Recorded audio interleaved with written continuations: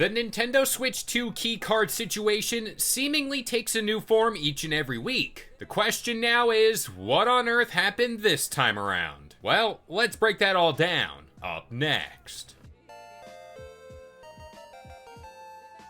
What's going on, guys? It's Kalo, and I'm here to give you the lowdown on all things gaming. And if you're new here, feel free to subscribe to this channel for weekly video game news content. Drop a like on the video, and welcome to the Level Up. So in today's day and age, the whole digital versus physical debate is front and center when talking about the future of gaming. A lot of people, rightfully so, have their gripes with the ways that big companies like Nintendo have been handling their rollout of new games, and this keycard situation is the poster child to this argument now. There has already been a rather large mountain of backlash whenever Nintendo originally revealed the game keycard situation during that Switch 2 Direct. And I'm not gonna sit here and rehash whatever we talked about in the past, but I gotta say, this is something I fully expected out of Nintendo, since they always gotta put this nice little, I guess I'm gonna call it a twist on things. At the same time, though, this is surprising since out of the big three console makers,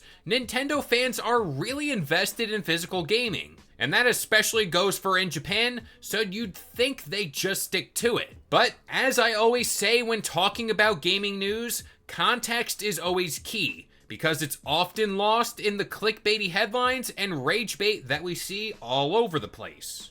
So we did find out why game keycards are common for the Switch 2. And long story short here, it's the money. This is something I thought up originally whenever they did propose this plan, because let's face it, most companies will opt to take the cheaper route at the end of the day. And thanks to Necro Philippe over on X, here's the added context I kinda want to expand on. Quote, thanks to leaks for Arc System Works, only 3 types of formats have been found to be available for games being planned for the Switch 2. DL, digital game only, 64 gigs, cartridge with full game, and Potion, codename for the keycard format. Now, this is all important because that 64 gig option is the most expensive one to make, and we did see that with Switch 1 cards.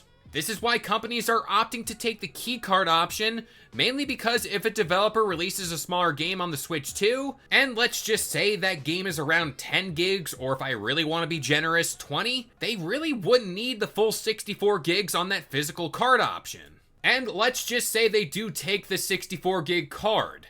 This will most likely result in the game's base price rising up, and that's all to kind of break costs. So I would like to think, in a perfect world, companies are choosing to go the cheaper route mainly because of cost-saving measures, but to also look out for the consumers. I know that's wild to say, but I'm gonna say it. And let's not forget, the Switch 1 was a massive place for indie games to live on, so I assume that's gonna happen for the Switch 2. That means a lot more smaller devs are gonna be on this console, so they're gonna have to take that cheaper route. But I also agree a lot of people aren't happy with this whole situation, and that's me being one of them. But this further displays the full issue that third-party developers are running into when talking about the Switch 2. And the fix for all this directly has to come from Nintendo themselves. Now, do I think they're gonna offer up smaller cards at a cheaper price right away? Honestly, I don't think so, but maybe this is something we see later down the road, especially if it's getting the backlash and it continues on through the Switch 2's life cycle. But then we run into another problem of people backing up said talk with the walk.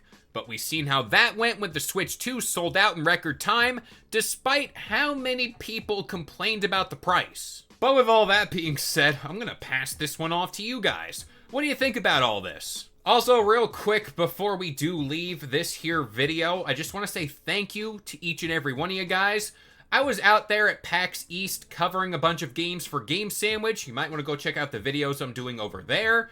But I did run into some of you guys, and I just want to say it was a great time meeting you guys, getting pictures and all that. I apologize for how awkward I am in person. But yeah, no, thank you to each and every one of you guys. You made this one special, and I hope this whole thing continues on, because this really made me, I don't know, it revitalized how I feel about video games, and I just can't thank you guys enough for the support and all the backing you've given me over the years, especially how short we're into this all. So, again, just thank you. You guys rock, and I have the best community ever. But that about does it here. I've been K-Lo, I gave you the lowdown on all things gaming, and if you're new here, feel free to subscribe to this channel for weekly video game news content. Drop a like on the video, and this has been the Level Up.